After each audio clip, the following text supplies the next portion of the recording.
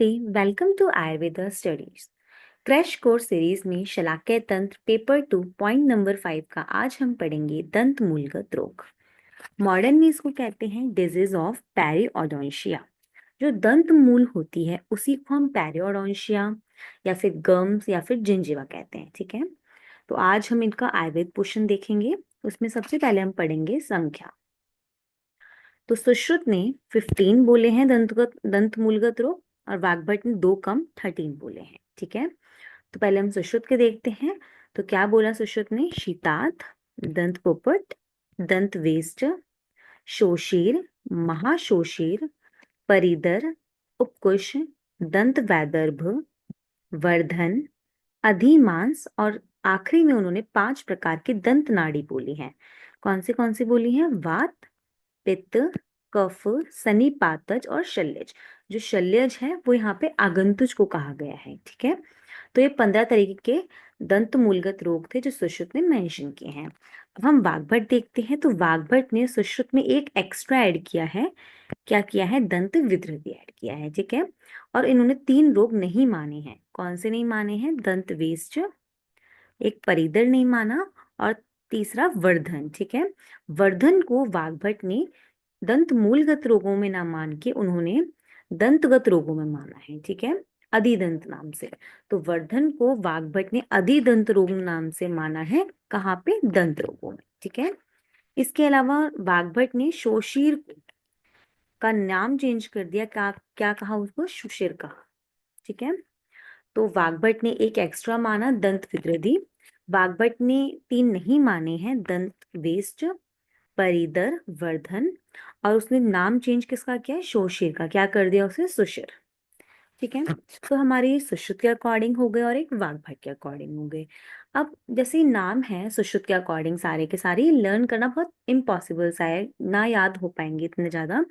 तो इसको हम करेंगे दोषों के अकॉर्डिंग। दोषों के अकॉर्डिंग करेंगे तो हमें नेमिंग भी याद हो जाएंगी, नंबरिंग भी लर्न हो जाएगी और साथ ही हमें दोषों का आइडिया भी हो जाएगा। ठीक है, देखिए जो वातज है उसमें हमारा आएगा एक वातज दंत नाड़ी, दूसरा आएगा वर्धन। ठीक है, तो वात में हमारे 2 हो गए, वातज दंत नाड़ी और वर्धन। पित्त में क्या आ गया? हमारी पित्तज दंत नाड़ी।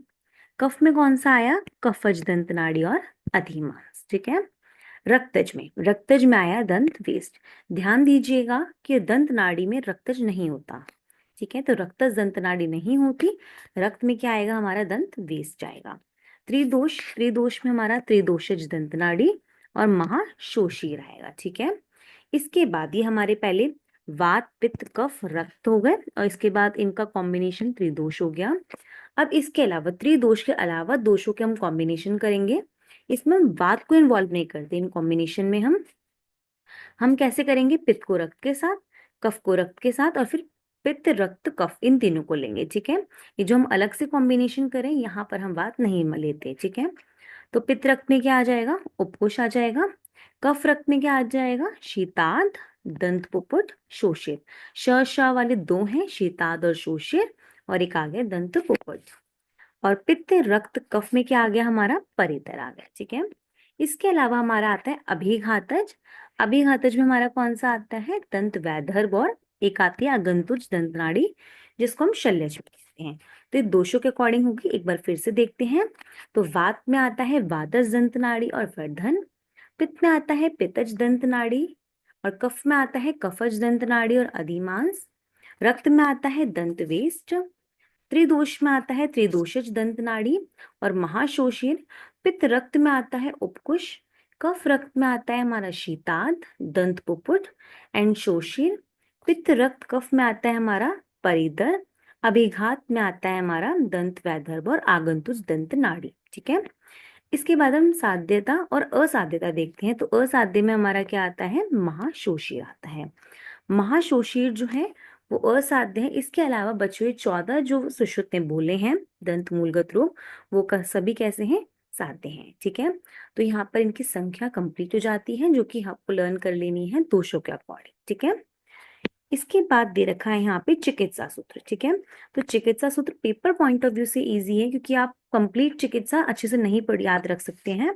तो आप चिकित्सा सूत्र लर्न कर लीजिएगा, ठीक है। अभी हम इनको डिजीज के साथ देखेंगे, आखिरी में हम एक बार फिर से रिवाइज कर लेंगे, ठीक है। अब सबसे पहले हम डिजीज देखते हैं, तो डिजीज को हम देखेंगे उनके दोषों के अकॉर्डिंग, ठीक है। सबसे पहले जो हमने अलग से कॉम्बिनेशन बनाए थे हम वो डिजीज देखते हैं। तो सबसे पहले हम उठाते हैं कफ रक्त, ठीक है। कफ रक्त में हमने कौन सी डिजीज बोली थी, एक बार चेक करते हैं। कफ रक्त में हमने बोला शीतार्थ, दंत पुपुट एंड शोषित, ठीक है। पहले हम यही देखेंगे, पहले हम देखेंगे शीतार्थ, ठीक है। शीतार्थ जैसे कि अभी बात की गई, तो दोष क्या है इसमें, कफ और रक्त है, ठीक है। अब इसकी हम लक्षण देखते हैं तो क्या रहता है, यहाँ पे मसूड़ों से बिना कारण के सहसा रक्त निकलता रहता है, मतलब बिना किसी रीजन के कॉन्टिन्यूसली क्या होगा, रक्त बहता रहेगा शीतार्थ में, ठीक है। और मसूड़ों का मांस गलकर गिरने लगता है, ठीक है। शीतार्थ में क्या होता है, मसूड़ों का मांस जो होता है वो गलकर गिरने लगता है, और उनमें पाक भी हो जाता है, जो मसूड़े होते हैं उसमें पाक भी हो जाता है ना। और एक बार पाक हो गया तो उस दंत मांस से क्या होगी, दुर्गंध आएगी, तो कैसा हो जाएगा, दंत मांस दुर्गंध युक्त हो जाता है, ठीक है। इसके अलावा काला हो जाता है वो। अब कफ इन्वॉल्व है तो यहाँ पर वो क्लेद युक्त और मृदु भी हो जाता है, ठीक है। तो शीतार्थ के फीचर्स क्या हो गए, कि मसूड़ों से बिना कारण के ही रक्त निकलता जाएगा, और मसूड़ों का जो मांस होगा वो गलकर गिरने लगता है और उनमें पाक हो जाता है, ठीक है। एंड दंत मांस जो होता है वो दुर्गंध युक्त, काला, क्लेद युक्त और मृदु हो जाता है। अब क्योंकि यहाँ पे कॉन्टिन्यूसली ब्लीडिंग हो रही है, तो इसका मॉडर्न कोरिलेशन यहीं से हमें मिलता है, क्या होता है, ब्लीडिंग गम्स या स्पॉन्जी गम्स, ठीक है। अब इसकी साध्य साध्यता की बात करते हैं, तो जैसे कि ऊपर बताया जा चुका है कि महाशोषित को छोड़ के बाकी जितने भी रोग हैं वो कैसे हैं, साध्य हैं। तो इसकी साध्य साध्यता क्या हो गई, साध्य। अब हम इसका चिकित्सा सूत्र देख लेते हैं। तो इसके चिकित्सा सूत्र पे आते हैं तो आता है रक्तमोक्षण, गंडूश, लेप और नस, ठीक है। रक्तमोक्षण करेंगे, गंडूश करेंगे, लेप करेंगे और नस। तो आए चिकित्सा पे इसकी। सबसे पहले हमने क्या करना है, रक्तमोक्षण करना है, और एक बार रक्तमोक्षण ने कर दिया तो उसके बाद वहां पर हम क्या करेंगे, गंडूश धारण करेंगे, ठीक है। गंडूश धारण कराएंगे, गंडूश धारण करने के लिए कौन से इंग्रेडिएंट्स लेंगे हम, त्रिफला, नागरमोथा, सौंठ, सरसों और असंजर। फिर हम करेंगे लेप, लेप हम किसका करेंगे, त्रिफला का, नागरमोथा का, प्रियंगु का। देन नस्यम, नस्यम किसका करेंगे, त्रिफला का, मुलेठी का, कमल का, पद्माक्ष से सिद्ध तैल का, ठीक है। तो इतने सारे इंग्रेडिएंट्स लर्न नहीं होंगे, तो आप कुछ एक या दो इंग्रेडिएंट्स लर्न कर लीजिए, इन सभी में उन्हीं इंग्रेडिएंट्स को डाल देना, ठीक है। जैसे कि यहाँ पे शीताद में हम त्रिफला, नागरमोथा, ठीक है, इन इंग्रेडिएंट्स को हम लर्न कर सकते हैं। एंड गंडोश में भी फिर पेपर के टाइम पे इन्हीं को डाल देना। लेप को भी इस लेप वाल जब करना हो तो उनमें भी त्रिफला और नागरमोथा डाल देना, इस तरीके से हमारे योग बन जाएंगे, ठीक है। तो शीताद हमारा खत्म हो गया। शीताद में क्या हो रहा है, बिना कारण ही मसूड़ों से क्या हो रहा है, सहसा रक्त निकल रहा है, और मसूड़ों का मांस जो होता है वो क्या होता है, गल कर गिरने लग जाता है, ठीक है। और इसको रिलेट किससे करते हैं, ब्लीडिंग गम्स और स्पॉन्जी गम्स, ठीक है। नेक्स्ट कफ रक्त पे हम कफ रक्त की जो व्याधियां हैं वो कौन सी बची है, हमारी दंत पुपुटक बची और शोषित बची, ठीक है। तो पहले हम दंत पुपुटक देख लेते हैं। इसका दोष क्या हो गया, हमारा कफ और रक्त हो गया है, ठीक है। यहाँ क्या होता है, 2 या 3 दंत मूल में पीड़ादायक महान शोथ उत्पन्न हो जाता है, ठीक है। 2 या 3 दंत मूलों को, ठीक है। तो क्या बोला हमने दंत पुपुट में, कि 2 या 3 दंत मूल, 2 या 3 जो दांतों की मूल होती है, गम्स होती है ना, उनको इन्वॉल्व करता हो एक बड़ा सा शोथ उत्पन्न हो जाता है, ठीक है। वाग्भट ने इसी की चीज के लिए क्या बोला है, दंत पुपुटक के लिए उन्होंने बोला कि जो शोथ होता है वो बेर की गुठली के समान होता है, ठीक है। और इसको मॉडर्न में क्या कहते हैं, हम डेंटो एल्वियोलर एब्सेस कहते हैं, ठीक है। तो यहाँ पर क्या हो रहा है कि 2 या 3 दंत मूल को इन्वॉल्व करते हुए एक पीड़ादायक शोथ उत्पन्न हो रहा है, ठीक है। ये कैसी है, साध्य है। अब एक बार हम इनका चिकित्सा सूत्र देखते हैं। देखिए, देखिए ऊपर वाले जैसा ही है लगभग। यहाँ पर क्या बोला, रक्त मोक्षण, नवीन अवस्था में रक्त मोक्षण करेंगे। अब ऊपर हम लेप की बात कर रहे थे, यहाँ पर हम लेप ना देके प्रतिसारण करेंगे, ठीक है। तो हमें पंच लवण, क्षार, मधु से प्रतिसारण करना है। देन वहां पर गंडूश था, यहाँ गंडूश ना होकर क्या है, स्निग्ध भोजन है, ठीक है। स्निग्ध भोजन और शिरोविरेचना इन नस्य का नस्य आ गया। ठीक है, तो हमने दंत पुटक में क्या बोल दिया, रक्तमोक्षण, पंचलवण, क्षार और मधु से प्रतिसारण करना है। इसके अलावा स्निग्ध भोजन, शिरोविरेचना एंड आखिरी में नस्य दे देना है। ठीक है, तो ये हमारे दंत पुटक के चिकित्सा सूत्र हो गया। अब एक बार हम इसकी चिकित्सा देख लेते हैं। देखिए क्या करना है नवीन दंत पुट में हमें, रक्तमोक्षण, प्रतिसारण किससे, पंचलवण, क्षार, मधु से। इसके अलावा शिरोविरेचन करना है, नस्य देना है, स्निग्ध भोजन कराना है। ठीक है, तो दंतोपुट खत्म हो गया। ठीक है, एक बार हम वापस रिवाइज करते हैं। दंतोपुटक में क्या है कि 2 या 3 दंत मूलों में एक शोथ हो रहा है, और वाग्भट क्या कहते हैं कि बेर की गुठली के समान वो शोथ है। ठीक है, मॉडर्न में इसको क्या कहा, डेंटो एल्वियोलर एब्सेस। ठीक है, अब अगली डिजीज चलते हैं जो कफ रक्तज थी। हमने क्या पढ़ा था कफ रक्तज में, हमने पढ़ा था कफ रक्त में शीताद, दंतोपुट और शोषिर। इसमें हमारा शीताद और दंतोपुट हो गया है। नेक्स्ट हम चलते हैं शोषिर की तरफ। ठीक है, चलिए देखिए शोषिर जो कि किससे है, कफ और रक्त से हो रही है। यहाँ पर क्या हो रहा है, एक शोथ हो रहा है। श शा से कोरिलेट कर सकते हैं ना, शोषिर में शोथ हो रहा है। कैसा हो रहा है, कफ इन्वॉल्व है, तो कंडु युक्त, लाला श्राव्य और पीड़ादायक शोथ है। मसूड़ों में कैसा शोथ हो रहा है, एक पीड़ादायक, लाला श्राव्य और कंडु युक्त शोथ होता है। ठीक है, इसी को मॉडर्न में जिंजिवाइटिस कहते हैं। ठीक है, मॉडर्न में क्या कहते हैं, जिंजिवाइटिस कहते हैं। अब ये भी कैसी डिजीज है, साध्य है। ठीक है, क्योंकि हमने पढ़ा है कि महाशोषिर को छोड़ के बाकी जितने भी डिजीजेस हैं वो कैसी हैं, साध्य हैं। ठीक है, अब एक बार हम इनका चिकित्सा सूत्र देखते हैं। चलिए देखिए इसका जो चिकित्सा सूत्र है बिल्कुल ऊपर जैसे वाले जैसा ही है, जैसे हमने शीताद का पढ़ा था बिल्कुल सेम है। ठीक है, क्या है, रक्तमोक्षण, लेप, गंडूश और घृत नस्य। बस नस्य की जगह क्या आ गया, घृत नस्य आ गया। ठीक है, तो अब एक बार हम इसकी चिकित्सा देखते हैं।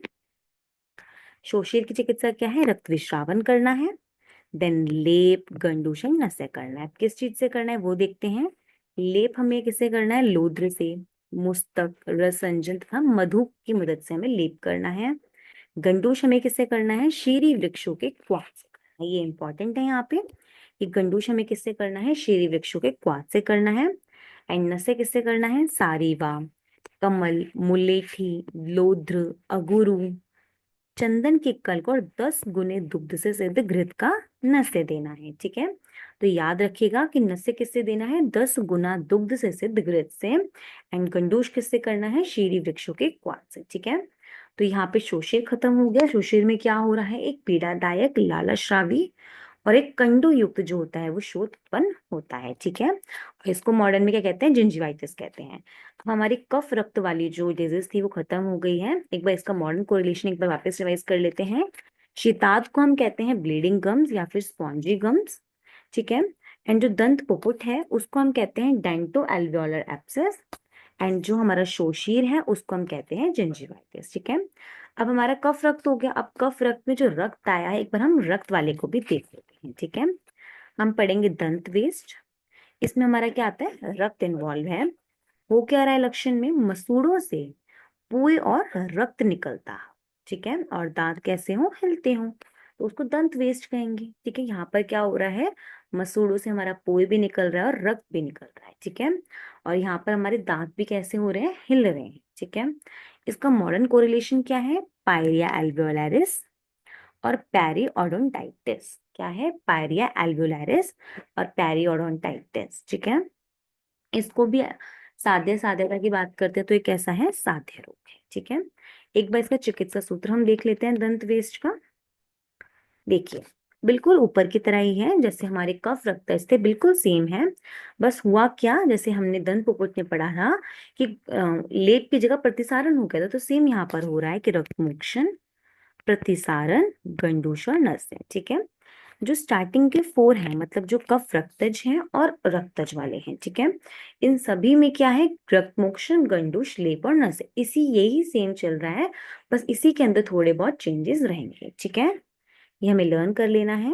एक बार दंत वेस्ट हम देख लेते हैं इसका चिकित्सा। तो क्या करना है, पहले रक्तमोक्षण करना है, उसके बाद प्रतिसारण, गंडूशन, नस्य। ठीक है, प्रतिसारण के लिए हमें क्या ले लेना है, यहाँ पे लोध्र हो गया, पतंग ले लेनी है, मुलेठी और लाख के चूर्ण में मधु को मिला लेना है। ठीक है, इसमें 1 या 2 ड्रग्स आपको लर्न कर लेनी है, सारे करने की नहीं है।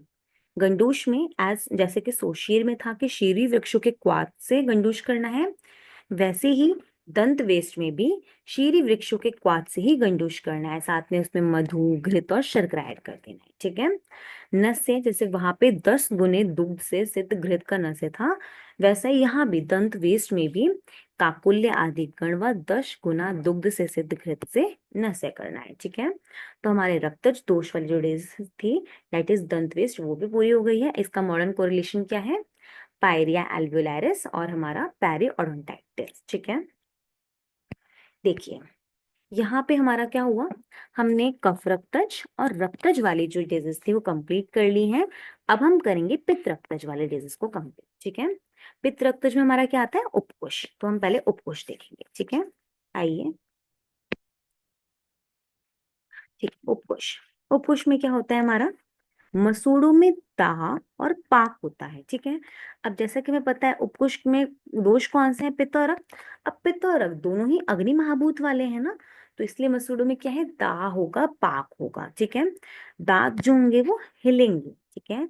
और एक फीचर क्या बोला है कि परस्पर दांतों को रगड़ने से या दबाने से रक्त निकलता है और मंद वेदना होती है। जब पेशेंट अपने दांतों को आपस में रगड़ेगा या दबाएगा एक दूसरे से, ठीक है, तो क्या होगा? वहां से ब्लीडिंग होगी, रक्त निकलेगा और साथ में मंद वेदना भी होती है। ठीक है। रक्त निकलने के बाद मसूड़े फूल जाते हैं तथा मुख से दुर्गंध आती है।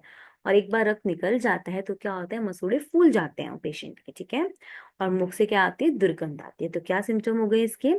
कि मसूड़ों में दहा होगा, पाक होगा, दांत भी हिलेंगे। और मेन फीचर क्या है इसका? ये जो है इसका मेन फीचर है। ठीक है, कि परस्पर दांतों को रगड़ने से या दबाने से रक्त निकलता है और मंद वेदना होती है।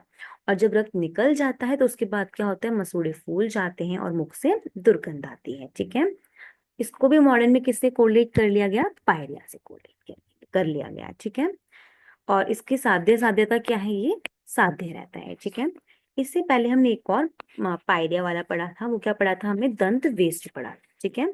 ये भी पायरिया से कोरिलेट कर लिया गया, इसीलिए इसका चिकित्सा सूत्र भी थोड़ा थोड़ा किसकी तरह मैच करता है? दंत वेस्ट की तरह मैच करता है। एक बार हम स्टार्ट करते हैं इसका चिकित्सा सूत्र। देखिए, जैसे दंत वेस्ट में हमने क्या पढ़ा है? रक्तमोक्षण, प्रतिसारण, गंडूष, नस्य। तो कुछ में हमें क्या करना है? पहले शोधन करना है, उसके बाद शिरोविरेचन करना है, एंड आफ्टर दैट हमें दंत वेस्ट की तरह चिकित्सा करनी है। ठीक है। दंत वेस्ट में रक्तमोक्षण था, यहाँ भी रक्तमोक्षण है, सेम प्रतिसारण है, बट वहां का गंडूश की जगह यहाँ पर क्या आ गया है? कवल धारण आ गया है। बस एक कवल धारण में डिफरेंस है, एंड आफ्टर दैट नस्य। ठीक है।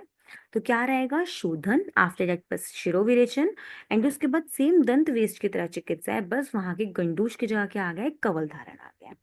अब एक बार हम इसकी चिकित्सा को इलेबोरेट कर लेते हैं, उपकोष की चिकित्सा को। आइए देखिए, शोधन। अब अगर हमें शोधन करना होगा शरीर का तो हम कैसे करेंगे? वमन विरेचन के थ्रू करेंगे। तो बस यहाँ पर शोधन में हमें क्या कर देना है? वमन और विरेचन कर लेना है। ठीक है। आफ्टर दैट शिरोविरेचन, शिरोविरेचन नस्य ही होता है एक तरीके का, है ना। उसके बाद हमने रक्त मोक्षण करना है। अब यहाँ पर ये चीज इंपॉर्टेंट है और ध्यान देने वाली है कि यहाँ पे जो रक्त मोक्षण करना है या रक्त विश्रावन करना है वो किससे करना है? काक, दुम्बर और गोजीवा के पत्तों से करना है। ठीक है। इनके पत्ते जो होते हैं थोड़े खुरदुरे होते हैं। ठीक है। तो उनसे रगड़ के हमें क्या करना है? रक्त विश्रावन करना है। ठीक है। उसके बाद हमने प्रतिसारण कर लेना है। प्रतिसारण किससे करना है? लवण, त्रिकटु और शहद से प्रतिसारण करना है। ठीक है। एंड कवल हमें करना है, एंड नस्य करना है। कवल और नस्य किससे करना है?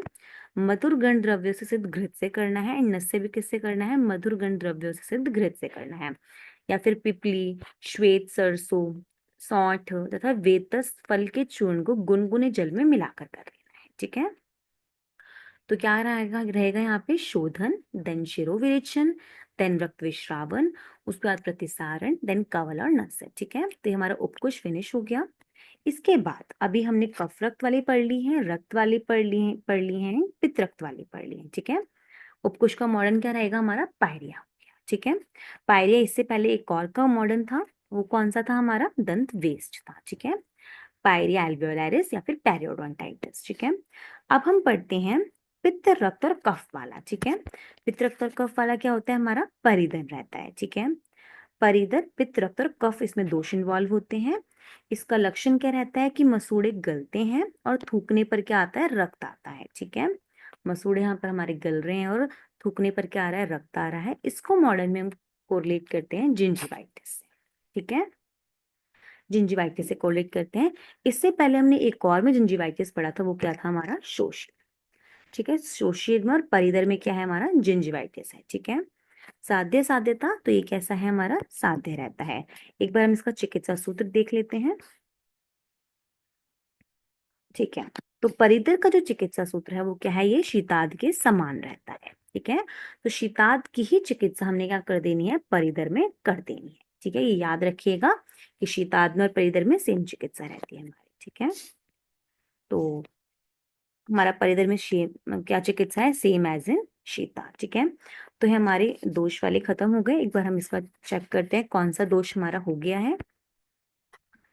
तो हमारा कफ रक्त वाला हो गया है, पित्त रक्त वाले हमने कर लिए हैं, पित्त रक्त और कफ वाला भी हमने कर लिया है, रक्त वाला भी हमने कर लिया है। तो अब हम देखते हैं वात पित्त कफ त्रिदोषज और अभिघातज। अभी हमारे 4 रह गए हैं। ठीक है, अब हम आगे चलते हैं अपने त्रिदोषज की तरफ, महाशोषित हम देखेंगे। ठीक है, देखिए त्रिदोषज में वैसे एक त्रिदोषज दंत नाड़ी और एक महाशोषित, 2 रोग मेंशन किए गए हैं। बट जो दंत नाड़ी के जो है वो हम एक साथ पढ़ेंगे पूरी। अभी हम महाशोषित देखते हैं। ठीक है, तो दोष क्या इन्वॉल्व है यहाँ पे, त्रिदोष इन्वॉल्व है। ठीक है, यहाँ पर क्या है, दांत हिलने लगते हैं हमारे। ठीक है, बिल्कुल एक्सट्रीम कंडीशंस आ जाएंगे ना, तो दांत हिलने लगेंगे। ठीक है, तालू फट जाता है हमारा, मुख में पीड़ा होती है, मसूड़ों का मांस गलकर गिरने लगता है। सारे एक्सट्रीम कंडीशन है हमारे। ठीक है, दांत हिलने लगेंगे, तालू फट जाएगा, मुख में पीड़ा होगी और मसूड़ों का मांस गलकर गिरने लगेगा।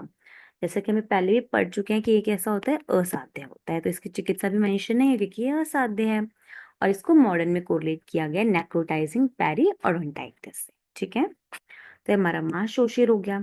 इसके बाद हमारे त्रिदोषज हो गए ना। अब हम देखते हैं कफज। ठीक है, कफज देखते हैं और वातज देखते हैं। ठीक है, तो पहले हम कफज पे चलते हैं। कफज में हमने 2 पढ़ी थी, एक पढ़ी थी कफज दंत नाड़ी और एक क्या पढ़ी थी हमने, अधिमांस पढ़ा था। कफज दंत नाड़ी को हम दंत नाड़ी में पढ़ेंगे, अभी हम अधिमांस देखते हैं। ठीक है, तो देखिए क्या बोला है कि हनु के अंतिम दांत में, एक इसका दोष क्या है, कफज है ना। इसका लक्षण क्या है कि हनु के अंतिम दांत में महान शोथ हो जाता है तथा उसमें तीव्र पीड़ा और लालाश्राव होता है। ठीक है, क्या बोला है कि जो हनु का अंतिम दांत होता है हमारा, जो मोलर टीथ होते हैं। ठीक है, जो मोलर टीथ होते हैं उसके एंड में, हम उसके आखिरी में हमारा क्या हो जाता है, शोथ हो जाता है। ठीक है, और वहां पे तीव्र पीड़ा होती है और लालाश्राव भी होता है। ठीक है, इसको हमने अधिमास कहा है। ठीक है, वाग्भट क्या बोलते हैं कि हनु संधि और कर्ण में पीड़ा हो तथा आहार करने में कठिनाई होती है। ठीक है, वाग्भट बोलते हैं कि यहाँ पे हमारी हनुसंधि में और कान में पीड़ा होती है तथा आहार खाने में कठिनाई होती है। ठीक है, ये ना, इसको हमने मॉडर्न में कोरिलेट किया इम्पैक्टेड टूथ से। ठीक है, तो यहाँ हो क्या रहा है, हमारा जो मोलर टीथ है वहां पे एक स्वेलिंग है, वहां पे शूट हो जा रहा है। ठीक है, और उसकी वजह से तीव्र पीड़ा और लालाश्राव भी हो रहा है। ठीक है, यहाँ पे बेसिकली होता क्या है ना, अधिमांस में इम्पैक्टेड टूथ में, कि जैसे विजडम टूथ होता है ना, उस तरीके के फीचर्स यहाँ देखने को मिलते हैं। ठीक है, एक जो दांत होता है वो बाहर नहीं आया होता, वो अंदर ही रह जाता है। ठीक है, इसकी साध्य साध्यता की बात करते हैं तो एक ऐसा रोग है, साध्य रोग है। ठीक है, अब एक बार हम इसका चिकित्सा सूत्र देख लेते हैं अधिमांस का। अधिमांस का चिकित्सा सूत्र, देखिए अगर वो अंदर रह गया है दांत, तो हम क्या करेंगे, वहां पर एक इंसिजन देके उसको बाहर निकाल लेंगे, है ना। तो यहाँ पर हमने क्या करना है, छेदन करना है, और छेदन के पश्चात हमें यहाँ पर प्रतिसारण करना है। एंड आफ्टर दैट एक कंजर्वेटिव ट्रीटमेंट की तरह हम यहाँ पर कवल, मुख धावन, शिरोविरेचन और वैरेचनिक धूम देते हैं। ठीक है, तो एक बार इसके चिकित्सा सूत्र को हम इलैबोरेट करते हैं आगे अधिमांस की। तो क्या रहेगा यहाँ पे कि अधिमांस को छेदन कर दिया, जो हमारा इम्पैक्टेड टूथ था उसको छेदन करके हमने बाहर निकाल लिया। एंड आफ्टर दैट हम प्रतिसारण करेंगे, किस चीज का प्रतिसारण करते हैं, वचा, तेज बल, पाठा, सज्जी क्षार हो गया, यव क्षार के चूर्ण में मधु मिलाकर हम क्या करते हैं, प्रतिसारण कर देते हैं। ठीक है, उसके बाद हम कवल धारण करेंगे। किसका करेंगे कवल धारण? पिपली का, शहद का। ये जितने भी हम इंग्रेडिएंट्स पढ़ रहे हैं सभी कफनाशक है, इसलिए हम यहाँ पर इनका यूज कर रहे हैं ना। उसके बाद मुख धावन हम करते हैं। मुख धावन किसका करेंगे? पटोल का, त्रिफला का और नीम के क्वाथ का मुख धावन करते हैं। और हम शिरो विरेचन और स्वरेचनी धूप करते हैं। ठीक है, तो इन शॉर्ट बोला जाए तो पहले हमें छेदन करना है, फिर प्रतिसारण करना है, फिर कवल धारण करना है, फिर मुख धावन करना है, देन शिरो विरेचन विरेचन और विरेचनी धूप करना है। ठीक है, तो हमारा कफज हो गया। कफज में हमने अधिमांस पढ़ा और इसका मॉडर्न क्या था? इम्पैक्टेड था। ठीक है, अब हम देखते हैं वातज का। हमें पता है हमने वातें दो पढ़ी हैं, एक पढ़ी है वातज दंत नाड़ी और दूसरा पढ़ा है हमने वर्धन। ठीक है, तो हम वर्धन देखते हैं पहले। ठीक है, तो वर्धन जिसको कहा है कि सामान्य संख्या से अधिक दांतों का होना, जैसे कि नाम ही बता रहा है कि जो दांत है वो ज्यादा है। ठीक है, जो नॉर्मल उसकी संख्या होती है उससे ज्यादा हमारे दांत हो गए तो उसको हम कहेंगे वर्धन। ठीक है, और जैसे कि हमने ऊपर पढ़ा था कि वाग्भट ने वर्धन को नहीं मान के, मतलब वाग्भट ने वर्धन को नहीं माना है, उसने अधिदंत नाम से उसे दंत रोग में माना है। ठीक है, और इसमें दोष कौन सा हो गया? हमारा वायु हो गई। होगा क्या कि वात प्रकोप के कारण तीव्र वेदना युक्त अधिक दांत निकलता है। ठीक है, वायु के प्रकोप की वजह से वेदना के साथ क्या होता है? अधिक दांत निकलता है, और दांत निकलने के बाद वो वेदना क्या हो जाती है? अपने आप शांत हो जाती है। ठीक है, और माधव ने क्या कहा है? इसको खल्ली वर्धन कहा है। ठीक है, तो यहाँ पर क्या हो रहा है? वेदना के साथ अधिक दांत निकल रहा है, और एक बार दांत निकलने के बाद वो वेदना जो होती है वो शांत हो जाती है। ठीक है, इसको मॉडर्न में सुपर न्यूमररी टीथ या फिर एक्सीडेंटेशन कहते हैं। और साध्यता देखते हैं तो ये साध्य रोग होता है हमारा। ठीक है, अब एक बार इसका चिकित्सा सूत्र हम चेक कर लेते हैं।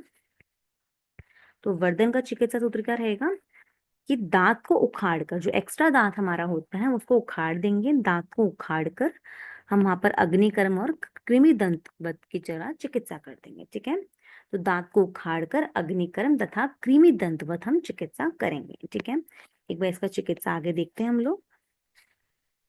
वर्ध, तो क्या करना है कि अधिक दांत को उखाड़ देना है, उसके बाद अग्निकर्म करना है और कृमि दंत की भांति हमें चिकित्सा करनी है। तो ये वर्धन कंप्लीट हो गया। यहाँ पर क्या हो रहा है कि अधिक दांत निकल रहा है। ठीक है, और इसको मॉडर्न में क्या कहते हैं? सुपर न्यूमरैरिक टूथ या फिर एक्सीडेंटेशन। यहाँ पर जितने भी दोषों वाली हमारे रोग थे वो कंप्लीट हो गए हैं। तो एक बार हम रिवाइज करते हैं, हमने दोषों में कौन से पढ़े? पहले हमने कफ रक्तज पढ़ा, कफ रक्तज में हमने शीताद पढ़ा, दंत पुपुटक पढ़ा और शोषिर पढ़ा। ठीक है, और जो शीतार्थ था उसको हम ब्लीडिंग गम्स या स्पॉन्जी गम्स कहते हैं। दंत पुपुटक को हम डेंटो एल्वियोलर एब्सेस कह रहे थे, एंड शोषिर को हम जिंजिवाइटिस कह रहे थे। फिर हमने रक्त पढ़ा था, रक्त में हमने दंत वेस्ट पढ़ा है। दंत वेस्ट को हम कहते हैं पायरिया एल्वियोलारिस या फिर पेरिओडोंटाइटिस। ठीक है, एंड आफ्टर दैट हमने क्या पढ़ा? पित्त रक्त वाले पढ़े थे, उसमें हमने उपकुश देखा था। उपकुश को क्या कहते हैं हम लोग? पायरिया कहते हैं। ठीक है, देन हमने पित्त रक्त और कफ वाला देखा, उसमें हमने परिदर पढ़ा, और परिदर को मॉडर्न में क्या कहते हैं? जिंजिवाइटिस कहते हैं। ठीक है, एंड आफ्टर दैट हमने त्रिदोषज पढ़े। त्रिदोषज में हमने क्या पढ़ा? महाशोषिर, और महाशोषिर को मॉडर्न में क्या कहते हैं? नेक्रोटाइजिंग पेरिओडोंटाइटिस कहते हैं। ठीक है, एंड उसके बाद हमने कफ और वात वाला पढ़ा। कफ में हमने पढ़ा अधिमांस, अधिमांस को हम इम्पैक्टेड टूथ कहते हैं। एंड वात में हमने पढ़ा वर्धन, और वर्धन को हम सुपर न्यूमररी टूथ और एक्सडेंटेशन कहते हैं। ठीक है, अब हम पढ़ेंगे अभिघात से जोड़ हैं। ठीक है, अभिघात जन्य हमने दो रोग पढ़े हैं, एक होती है अभिघातज दंत नाड़ी और एक होती है हमारी दंत वैधर्भ। ठीक है, तो पहले हम दंत वैधर्भ देखते हैं। दंत वैधर्भ जो कि किसकी वजह से हो रही है? अभिघात जन्य है ये। ठीक है, क्या हो रहा है कि दंत मूल रगड़ने से अत्यधिक शोथ हो जाता है तथा दांत हिलते हैं। दंतमूल रगड़ने से मीन्स जैसे अगर आप ब्रश कर रहे हो तो ब्रश करते टाइम आपका दंतमूल ज्यादा रगड़ जाता है, तो उसकी वजह से वहां पर एक स्वेलिंग हो जाती है। ठीक है, उसको दंत वैधर्भ कह रहे हैं, और वहां पर साथ में क्या होता है? हमारे दांत हिलने लग जाते हैं। ठीक है, इसको मॉडर्न में हम ट्रॉमेटिक जिंजिवाइटिस कहते हैं। ठीक है, साध्यता देखते हैं तो ये कैसा रोग है? साध्य रोग है। ठीक है, अब एक बार हम इसका चिकित्सा सूत्र देख लेते हैं। तो यहाँ पर हम क्या करेंगे? शस्त्र से शोधन कर देंगे। ठीक है, ट्रॉमा हुआ है तो हो सकता है कुछ दांत में फंस गया हो, रह गया हो ऐसा। ठीक है, तो इसलिए पहले हम वहां पर शस्त्र से शोधन कर देंगे, उसके पश्चात हम क्या करेंगे? क्षार का प्रयोग करेंगे। ठीक है। तो हमने क्या करना है, पहले शस्त्र से शोधन कर लेना है, उसके बाद क्षार प्रयोग करना है, एंड आफ्टर दैट समस्त शीतल चिकित्सा यहाँ पर हमें करनी है। ठीक है, एक बार इसको एलैबोरेट करते हुए देखते हैं हम दंत वैद्य की चिकित्सा। देखिए, दांतों के मूल का शस्त्र से शोधन कर देना है। वाग्भट क्या बोलते हैं कि मंडल अग्र शस्त्र से हमें यहाँ पर शोधन करना है। ठीक है, और उसके बाद क्षार का प्रयोग करना है, संपूर्ण शीतल क्रिया करनी है, और शीतल द्रव्यों का नस्य और गंडोष करना है। ठीक है, तो हमने क्या किया, शस्त्र से शोधन कर दिया पहले, फिर क्षार प्रयोग करा, उसके बाद संपूर्ण हमें शीतल क्रिया करनी है, उसमें नस्य और गंडोष भी शीतल लिया जाएगा। ठीक है, तो यहाँ पर हमारा दंत वैधर पूरा हो गया है। इसको मॉडर्न में क्या कहते हैं हम लोग, ट्रॉमेटिक जिंजिवाइटिस कहते हैं। ठीक है, अब अकॉर्डिंग टू सुश्रुत हमारी एक ही रोग रह गया है, वो कौन सा है, हमारा दंत नाड़ी है। ठीक है, वाग्भट वाला हम बाद में देखेंगे, पहले हम सुश्रुत वाला कंप्लीट करेंगे। ठीक है, दंत नाड़ी रोग, इसको मॉडर्न में हम कहते हैं एल्वियोलर साइनस। ठीक है, देखिए नाड़ी क्या होती है, जो कोई भी चीज जो कि एक तरफ से ओपन है और एक तरफ से क्या है, क्लोज है, उसको हम साइनस कहते हैं। ठीक है, तो एक पाइप लाइक स्ट्रक्चर समझ सकते हो ना, जो एक तरफ से बंद है और एक तरफ से हमारा क्लोज है, उसको हम नाड़ी कहते हैं।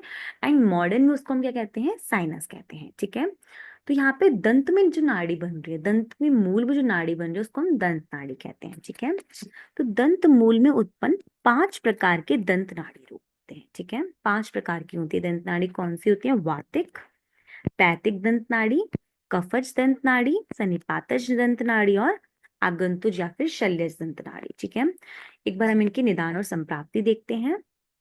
तो क्या बोला है कि दंत मूल में आश्रित साध्य रोगों की अपेक्षा उपेक्षा हमने की, जो अभी तक हमने रोग पढ़े हैं इतने सारे ऊपर, अगर हमने उन रोगों की चिकित्सा अच्छे से नहीं की, ठीक है, हमने उसकी उपेक्षा कर दी, तो क्या होगा कि दोष बाहर ना आकर दंत मांस के अंदर सूक्ष्म गति को प्राप्त हो जाएंगे। तो जो भी दोष जिनकी वजह से हमारे रोग हो रहे थे, वो बाहर नहीं आएंगे, और बाहर नहीं आएंगे तो वो अंदर ही अंदर क्या करेंगे, एक सूक्ष्म गति को प्राप्त होंगे, अंदर ही अंदर अपना रास्ता बनाएंगे। ठीक है, और वो क्या करेंगे, क्रमशः त्वचा, मांस और अस्थि का भेदन करके दंत नाड़ी उत्पन्न करते हैं। मतलब कि कौन, मतलब एक सीक्वेंस में वो पहले त्वचा का भेदन करेंगे, फिर मांस का, फिर अस्थि का, इस तरीके से करते हुए क्या करेंगे, वो दंत नाड़ी की उत्पत्ति करते हैं। ठीक है, उसमें से बार बार पुई का स्राव होता है, और जो दंत नाड़ी होती है ना, उसमें से क्या होता है, बार बार पुई का स्राव हो रहा होता है, और वह पुई की गति 5 प्रकार की होती है, तथा इनके लक्षण दोषों के अनुसार ही होते हैं। और जो पुई निकलता है, उनकी गति जो होती है वो 5 प्रकार की होती है, और उनके लक्षण भी जो होते हैं वो 5 प्रकार के होते हैं अकॉर्डिंग टू दोष। ठीक है, वो हम देखेंगे, और उसी के अकॉर्डिंग उनके क्या होते हैं, टाइप्स होते हैं। ठीक है, तो एक बार क्विक रिवीजन करते हैं। तो क्या पढ़ा हमने यहाँ पे कि दंत मूल में जितने भी रोग थे उनकी हमने उपेक्षा की, तो उस वजह से क्या हुआ, दोष बाहर ना आके अंदर की तरफ चले गए, और अंदर की तरफ उन्होंने क्या किया, क्रमशः पहले त्वचा की, फिर मांस की, और फिर अस्थि का वहां पर उन्होंने भेदन कर दिया। ठीक है, और ऐसा करके दंत नाड़ी की उत्पत्ति हो गई, और उसमें से क्या हो गया, पुई का श्राप हो रहा है। ठीक है, अब एक बार हम इनकी चिकित्सा को देखते हैं। तो क्या होता है कि दंत नाड़ी में सामान्य नाड़ी की चिकित्सा विधि का प्रयोग किया जाता है। जो सामान्य नाड़ी की चिकित्सा होती है ना, वही चिकित्सा हम यहाँ पर दंत नाड़ी में करते हैं। ठीक है, तो क्या करना होता है कि जिस दांत के मूल में नाड़ी व्रण हो, जिस भी टीथ के गम्स में या जिस भी दांत के मूल में जो नाड़ी बनी होती है, उसमें मसूड़े के मांस को शस्त्र से काट कर दांत को निकाल देना चाहिए। तो उसी गम्स को, ठीक है ना, तो उसी मसूड़े के मांस को या उसी गम में हमें इंसिजन देके दांत को बाहर निकाल लेना होता है। ठीक है, उसके बाद क्या बोला, शोधन के बाद अग्नि कर्म या क्षार कर्म द्वारा उस जगह को जला देना चाहिए। और एक बार हमने दांत निकाल लिया, उसके बाद जो नाड़ी बनी होगी हमारी ना, उसका हमने शोधन कर लेना है, एंड शोधन करके उसको हमें अग्नि कर्म और क्षार कर्म के द्वारा क्या कर देना है, जला देना है उस जगह को। ठीक है, ये हमारी नाड़ी व्रण की चिकित्सा हो जाती है। आगे क्या बोला है कि इसकी उपेक्षा करने से नाड़ी व्रण निश्चयी हन व अस्थि का भेदन कर देती है।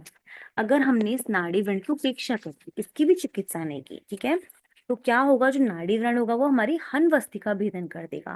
क्योंकि हमने देखा था वो अस्थियों का भी भेदन करा था ना ऊपर, अभी तो उसने अस्थि का भेदन किया है, अभी तो जो दांत के पास वाली अस्थि थी उसका भेदन किया है, बाद में क्या कर देगा, वो हन व अस्थि का भी भेदन कर देगा। ठीक है, इसलिए टूटे दांत को मूल के साथ अवश्य उखाड़ना चाहिए। इसलिए बोला है कि जो टूटा दांत है, मतलब कि जिस भी मूल में नाड़ी व्रण है उसके आसपास का जो दांत होता है, ऑब्वियसली वो टूटा हुआ रहेगा ना, थोड़ा सा भग्न रहेगा, हिलता हुआ रहेगा, तो उस दांत को हमें मूल के साथ उखाड़ देना चाहिए। अगर नहीं करेंगे तो क्या होगा, जो हनु अस्थि है हमारी, ठीक है, उसका भी वो नाड़ी व्रण क्या कर देगा, भेदन कर देगा। ठीक है, ये हमारी इसकी चिकित्सा हो गई। आगे क्या बोला है कि यह विधि ऊपर की दंत नाड़ी में नहीं करते हैं, जो हमारे मैक्सिलरी टीथ है उसमें ये हम नहीं करते। ठीक है, इस ये चिकित्सा हम ऊपर वाली नाड़ी, दंत नाड़ी में नहीं करते। क्या बोला है कि ऊपर की पंक्ति में स्थित या स्थिर बंधन वाले दांत को उखाड़ने पर अत्यधिक रक्तस्राव होने से भयंकर व्याधियां जैसे काना होना अर्धिक रोग से ग्रस्त हो सकता है। अगर हमने ऊपर वाली जो मैक्सिलरी टीथ्स होते हैं हमारे, ठीक है, वो थोड़े स्थिर होते हैं और स्थित होते हैं ना, अगर उनको हमने बाहर निकाल दिया उन दांतों को, तो क्या होगा, बहुत ज्यादा ब्लीडिंग होगी। ठीक है, और उसकी वजह से क्या हो सकता है, बहुत सारी व्याधियां हो सकती हैं, जैसे कि काना होना मतलब बहरा होना हो सकता है। ठीक है, अर्धित रोग मीन्स फेशियल पैरालिसिस भी हो सकती है। ठीक है, तो ये हमारी चिकित्सा थी। इसके बाद इन्होंने क्या बोला है कि शोधन, हमने यहाँ बात की कि हमें शोधन करना है ना, तो दंत नाड़ी को धोने के लिए क्या यूज करना है हमें, चमेली का, मैनफल का, गोखरू का और खैर के क्वाथ का प्रयोग करना है। इसी तरीके से व्रण का शोधन करने के लिए, क्योंकि हमने वहां पर अग्नि कर्म किया, शार कर्म किया, तो वहां पर व्रण बन जाएगा। तो व्रण का शोधन करने के लिए भी चमेली, मदन फल हो गया, कुटकी हो गया, मुलेठी, लोद्र, मजीट और खेर के क्वाथ से सिद्ध तेल का प्रयोग करना है। ठीक है, सारे इंग्रेडिएंट्स लर्न नहीं करने, कुछ कुछ इंग्रेडिएंट्स आप लर्न कर लीजिएगा। ठीक है, जैसे कि हमारा चमेली हो गया, मदन फूल हो गया, जो ऊपर भी और नीचे भी दोनों तरफ है। ठीक है, और ये जो तेल हम यहाँ पर यूज करते हैं व्रण को शोधन करने के लिए, वो दंत नाड़ी को भी नष्ट करता है। ठीक है, तो हमारा दंत नाड़ी हो गया, जो कि हो क्यों रहा है, जब हम दंत मूलगत रोगों की उपेक्षा कर रहे हैं और तब हो रहा है। इसको मॉडर्न में क्या कहते हैं हम लोग, एल्वियोलर साइनस कहते हैं। तो ये हमारे सुश्रुत के जो रोग थे वो कंप्लीट हो गए हैं। अब वाग्भट ने एक रोग एक्स्ट्रा माना है, वो कौन सा है, दंत विद्रति। एक बार हम उनको देख लेते हैं। तो दंत विद्रति को जो मॉडर्न है उसको, उसकी मॉडर्न क्या रहती है, एपिकल एब्सेस रहती है। ठीक है, तो क्या बोला है इसके लक्षणों में, रक्त युक्त दोषों मीन्स रक्त युक्त त्रिदोष। ठीक है, तो ये रक्त युक्त दोषों के कारण मसूड़ों के भीतर और बाहर बड़े आकार का शोथ उत्पन्न हो जाता है। ठीक है, यहाँ पर दंत विद्युति में क्या होता है, हमारा मसूड़ों के अंदर और बाहर दोनों तरफ क्या होता है, एक शोथ उत्पन्न हो जाता है। ठीक है, उसमें क्या होती है, वेदना और दाह होती है। ठीक है, और जैसे कि हमने पढ़ा ये एब्सेस है, तो इसके फूटने पर क्या होता है, पूरी मिश्रित रक्त बहता है। ठीक है, तो दंत विद्युति में क्या हो रहा है, मसूड़ों के भीतर और बाहर बड़े आकार का शोथ उत्पन्न हो जाता है। ठीक है, और इसमें वेदना और दाह होती है, और इसके फूटने पर पूरी मिश्रित रक्त बहता है। साध्य साध्यता, ये भी हमारा साध्य है। इसकी चिकित्सा क्या है, जैसे हमारा एब्सेस बन रहा है, विद्युति बन रही है, तो पहले तो उस विद्युति को हम पकाएंगे, उसके बाद उसका भेदन करके पोए बाहर निकालेंगे ना। तो यहाँ पर उसी अकॉर्डिंग चिकित्सा करनी है। पहले हमने कवल और लेप लगा लेना है। अब अगर हमें पकाना है तो हम कैसी गुण वाली औषधियां लेंगे, कटु, तीक्ष्ण, उष्ण और रुक्ष औषधियां वाली। ठीक है, तो कटु, तीक्ष्ण, उष्ण और रुक्ष द्रव्यों से हमें कवल और लेप करना है। उसके बाद घर्षण कर देना है उसका, किससे करना है, कुटकी से, कूट से, मेषरंगी से और जौ से करना है उसका घर्षण। उसके बाद जब विद्युति के पक जाए, ठीक है, तो विद्युति के पक जाने पर उसका क्या कर देना है, भेदन कर देना है। ठीक है, और अगर विद्युति हमारी गंभीर है, ठीक है, कॉम्प्लिकेटेड विद्युति है, तो हमें वहां पर क्या करना है, दाह कर्म करना है। ठीक है, तो एक वाग्भट की दंत विद्युति थी, इसका मॉडर्न कोरिलेशन क्या है, एपिकल एब्सेस। ठीक है, जो कि क्या होती है, साध्य रोग है। यहाँ पे हमारे सुश्रुत के और वाग्भट के दोनों के ही जो दंत मूलगत रोग थे वो कंप्लीट हो गए हैं। अभी एक बार हम इनका चिकित्सा सूत्र जो था उसको एक बार रिवाइज करते हैं। ठीक है, तो शीताद में हमने क्या पढ़ा, रक्त मोक्षण है, गंडूश है, लेप है और नसें है। ठीक है, सेम हमारा शीताद से लेकर शोषेर तक। ठीक है, मतलब हमारा जो कफ रक्त था और जो हमारे रक्त है, इनका चिकित्सा सूत्र लगभग सेम है। क्या है, रक्त मोक्षण, गंडूश, लेप और नसें। ठीक है, शीतार्द और शोषेर का तो बिल्कुल सेम है, बस यहाँ पर घृत आ गया है नसें में। ठीक है, और दंत पोपट और दंत वेस्ट में क्या हो रहा है हमारा, कि जो लेप था उसका हो गया प्रतिसारण। ठीक है, और दंत पोपट में कुछ चीजें एक्स्ट्रा हुई हैं कि यहाँ पे गंडूश की जगह क्या आ गया है, स्निग्ध भोजन और शिरोविरेचन आ गया है। ठीक है, इसके बाद हम देखते हैं महाशोषित। तो हमें पता है महाशोषित कैसा होता है, असाध्य होता है। और परिदर और शीताद सेम है, हमने पहले ही डिस्कस कर लिया है। तो परिदर की चिकित्सा क्या हो जाएगी, शीताद के समान हो जाएगी, ठीक है। एंड उपकुश, उपकुश जो होता है वो भी दंत वेस्ट की तरह ही था, ठीक है। बस उससे पहले क्या जुड़ गया था हमारा, शोधन पश्चात शिरोविरेचन। तो उपकुश का चिकित्सा सूत्र क्या हो गया, शोधन पश्चात शिरोविरेचन एंड देन रक्तमोक्षण, प्रतिसारण, कवल धारण और नस्य, ठीक है। दंत वैदर्भ में क्या हो गया हमारा, शस्त्र से शोधन करना है, उसके पश्चात क्षार प्रयोग एंड आफ्टर दैट समस्त शीतल चिकित्सा करनी है, ठीक है। वर्धन में क्या हो गया, दांत को उखाड़ कर अग्निकर्म तथा कृमिदंतवत चिकित्सा करनी है, ठीक है। अधिमांस में हमें क्या करना है, छेदन एंड आफ्टर दैट प्रतिसारण करना है। एंड उसके बाद कवल, मुख धावन, शिरोविरेचन, वैरेचन धूम करना है, ठीक है। उसके बाद जो दंत नाड़ी है उसमें क्या करना है, सामान्य नाड़ी की तरह हमें चिकित्सा करनी है, ठीक है। तो ये हमारा चिकित्सा सूत्र हो गया। एंड इसके पहले हमने जितनी भी संख्या थी हमने वो देखी थी। सुश्रुत ने 15 बोले थे, वाग्भट ने 13 बोले थे, ठीक है। तो ये दंत मूलगत रोग का आयुर्वेद कंप्लीट हो गया है। अगर आपको ये नोट्स अच्छे लगे तो आप हमसे कांटेक्ट कर सकते हैं हमारे इंस्टा आईडी से पे डीएम करके। एंड उसका लिंक जो है वो डिस्क्रिप्शन बॉक्स में दे दिया गया है। एंड अगर आपको ये नोट्स अच्छे लगे तो प्लीज़ इसको लाइक, शेयर एंड सब्सक्राइब करें एंड अपने फ्रेंड्स के साथ साथ भी शेयर करें ताकि उनके भी अच्छे मार्क्स आ सके यूनिवर्सिटी एग्जाम्स में। Thank you.